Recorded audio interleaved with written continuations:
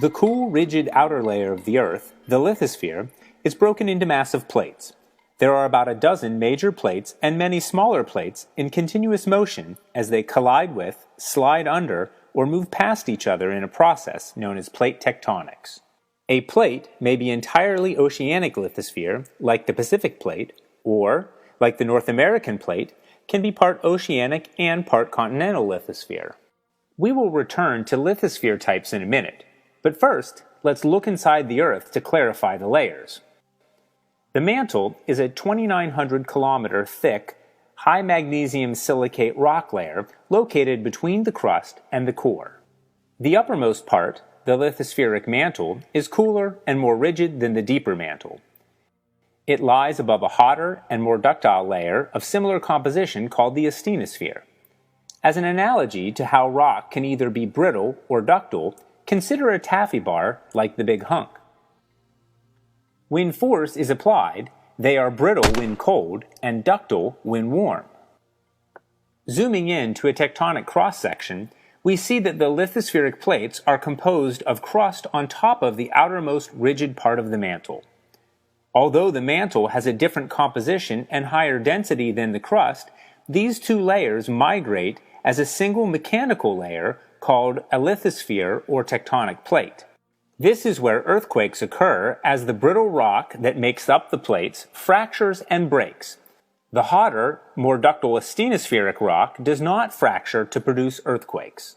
Continental lithosphere, with continental crust above lithospheric mantle, typically ranges from 150 to 200 kilometers thick. Continental crust stands above sea level because it has an average thickness of 40 kilometers and is mostly made of more buoyant, silica-rich, low-density granitic, sedimentary, and metamorphic rocks which form the continents.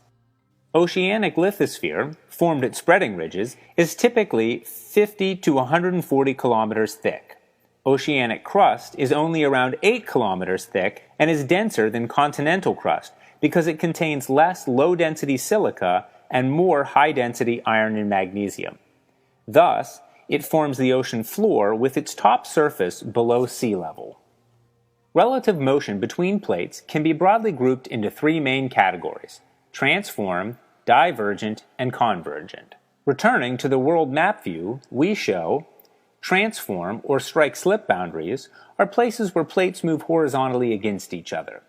Divergent or constructive boundaries are places where plates move apart from one another. And places where plates press into one another are called convergent or destructive boundaries. Lithosphere is neither created nor destroyed along transform boundaries, which connect segments of spreading oceanic ridges and other plate boundaries.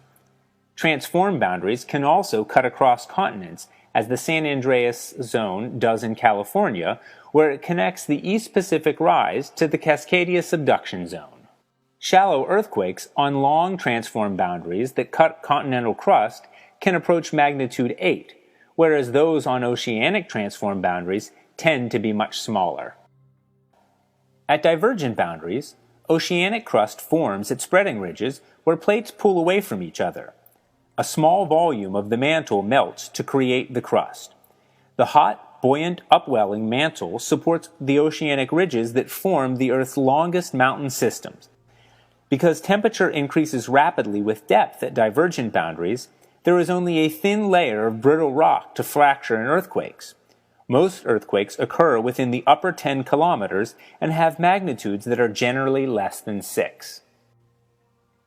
More than 75% of all earthquakes occur on or near convergent boundaries. Here, an oceanic plate is forced beneath a continental in a process called subduction. Indeed, the world's largest earthquakes occur near the shallow edge of the boundary where magnitude 9s have been recorded. At this location, stress builds up over tens to hundreds of years until it releases like a spring and can produce tsunamis. A broad zone of shallow earthquakes occurs within the overriding plate due to compressive forces near the convergent boundary. Earthquakes can reach depths of 700 kilometers within the subducting plates because the oceanic plate can remain cold and brittle as it dives into the deeper mantle. Similar processes occur when an oceanic plate subducts beneath another oceanic plate. Here, an ocean trench marks the location where the plate is pushed down into the mantle. In this case, the line of volcanoes that grows on the upper oceanic plate is an island arc. Not all convergent boundaries involve subduction. When the continental parts of converging plates come together, neither can subduct. Instead, the two continents collide, producing horizontal deformation and uplift in the continental crust to build mountains and plateaus. Frequent shallow earthquakes in the continental collision zones can exceed magnitude 8 and are generally less than 40 kilometers deep. In addition to these three boundaries, there are also diffuse boundary zones in which deformation occurs over a wide region. Although less common than earthquakes along plate boundaries, earthquakes in the interior part of plates, called intraplate earthquakes, do occur. Nevertheless, tectonic activity and earthquakes are chiefly concentrated at or near plate boundaries, where many geologic features including volcanoes, mountains, trenches, and tsunamis are in a constant state of change.